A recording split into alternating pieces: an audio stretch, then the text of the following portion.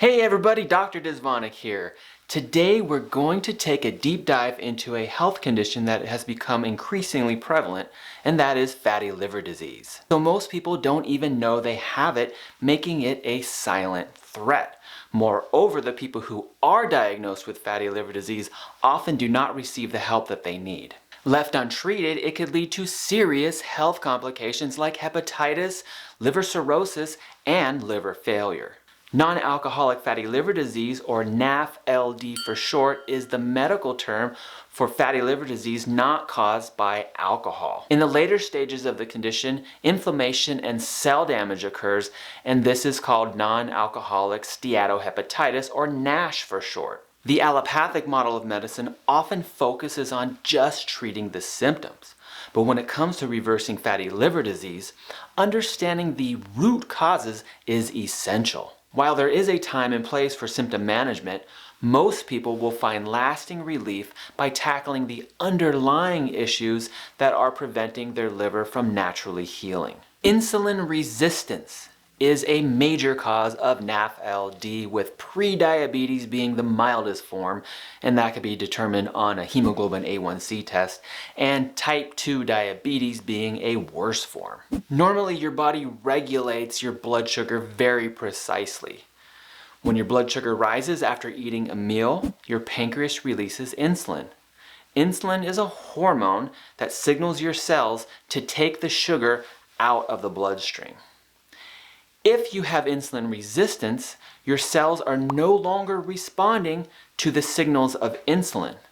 So no matter how much insulin you're producing, the blood sugar remains elevated. And this sets up a snowball effect because the body really wants to keep your blood sugar low. So your body will release even more insulin, which could be inflammatory, and insulin also signals your body to store fat. Insulin resistance is a key component of metabolic syndrome, a cluster of conditions characterized by high fasting blood sugar, high blood pressure, low HDL cholesterol, high triglycerides, and a larger waist circumference. Metabolic syndrome is becoming way too common in the United States, affecting 1 in 3 adults. When your liver's function is compromised, it can contribute to liver fat storage, liver cell damage, and other health issues. Environmental pollutants, including volatile organic compounds, hydrocarbons, polychlorinated bisphenols, or PCBs,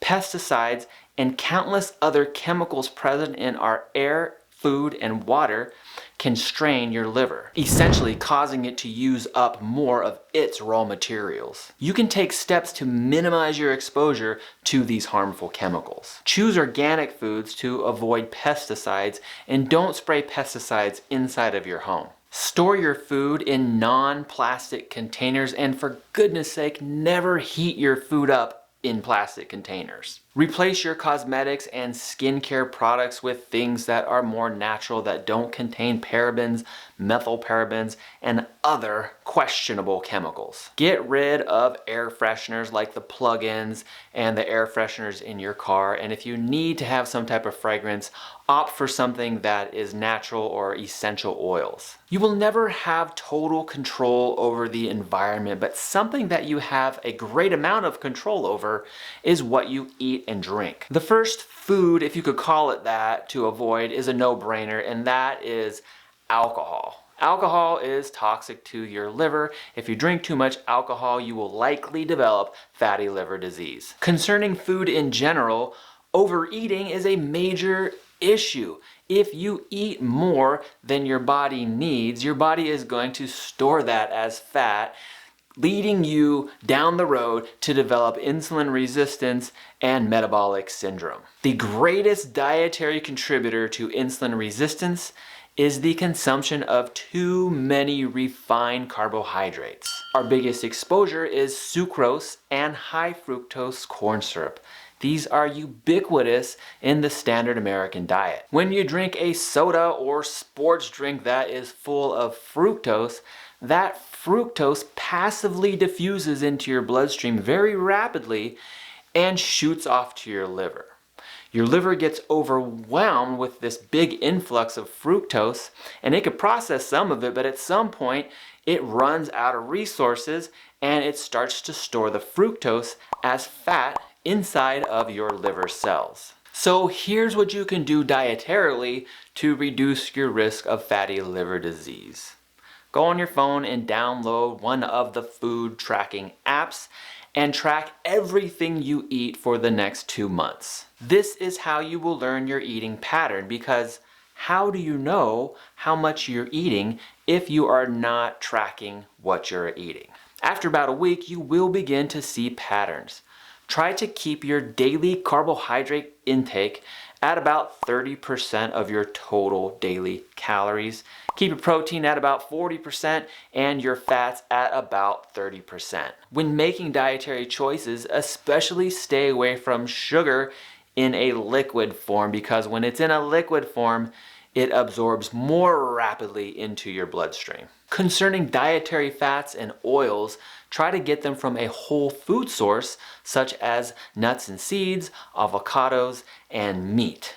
Avoid refined plant oils, or at least limit your consumption of refined plant oils. The reason why I'm talking about the oils is because they are very calorically dense. You will find that when you start tracking your calories. And if you eat too many of these refined plant oils, it can be inflammatory. Overall, I can't stress enough the importance of adopting a healthy diet, because this is going to have the greatest impact on fatty liver disease. When NAFLD progresses to NASH, inflammation becomes a major contributing factor to the disease process. It's even in the name, non-alcoholic steatohepatitis, where the suffix itis literally means inflammation. In addition to taking dietary measures to preventing NAFLD or NAFLD's progression to NASH, you could take other measures to lower your inflammation. One thing you could do is to avoid known food sensitivities, and if you don't know if you have any food sensitivities, the best way to determine it is to do an elimination diet followed by a reintroduction diet. As a starting point, you can have an IgG food sensitivity blood test, or you could just start by eliminating the most common food sensitivities. After ordering thousands of food sensitivity tests, I can tell you that the most common food sensitivities that I have seen are dairy, eggs, gluten, legumes, and yeast. Avoid your suspected food sensitivities for at least 3 weeks, and what you're going to be looking for is improvements in stool composition, gas and bloating, acid reflux, and even headaches. If you notice improvement in these things, then we could suspect it may be one of the foods. The next step is to reintroduce those foods one at a time. So you will reintroduce a food for about a week straight and eating it every single day, and if you notice that the symptoms come back, then you note it in your journal that this food is a problem food, and then you avoid it until you feel better again, and then when you feel better again, you reintroduce the next food that you originally eliminated, and so on and so forth, the whole time writing it down, because it is so easy to forget these foods. One more thing about food and inflammation. As I mentioned earlier, eating too much plant oils could cause inflammation, and that's specifically due to the omega-6s. If you eat too much omega-6s, which are high in plant oils, it could be inflammatory, and you need to offset this with omega-3 fatty acids, which can be found in fish and walnuts. By actively managing inflammation, you're not only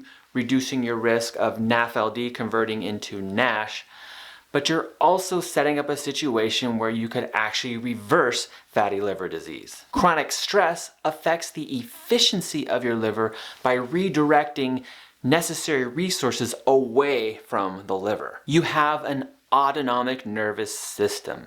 This is the component of your nervous system which takes place in the background away from your conscious awareness. This nervous system is broken down into 2 components: the sympathetic, fight or flight, or the parasympathetic, which is rest and digest. So when you are under stress, your autonomic nervous system goes into the sympathetic nervous system, and resources that your liver and digestive tract need are shunted to the muscles and the heart. On the other side, whenever you are not stressed, resources are shunted to your liver and digestive tract, which is what you want. So if you are chronically under stress, those resources that are necessary for optimized liver function are going to not be available for the liver, and your liver is not going to function as efficiently as it should. A little bit of life stress is okay, but if you are chronically stressed over a long time, you should try to find what is causing your stress. Are you in the right career? How is your marriage or relationship with other people?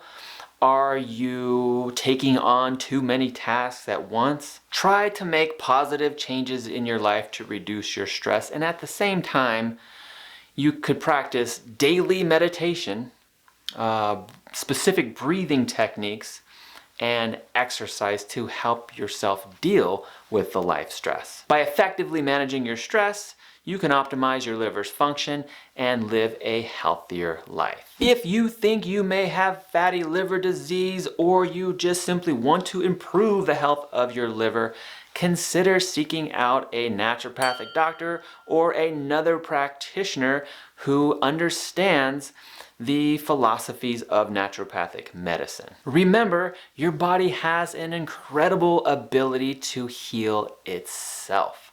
By understanding the root causes and taking the necessary steps, you can optimize your liver's function, reverse NAFLD, and live a better life. If you have any questions or comments, feel free to leave them down in the comment section. And did you know that if you just said hello in the comment section, that would help the YouTube algorithm put this video in front of more people like you who may need the help. If you liked the video, hit the thumbs up. I thank you for watching, and we will see you in the next one.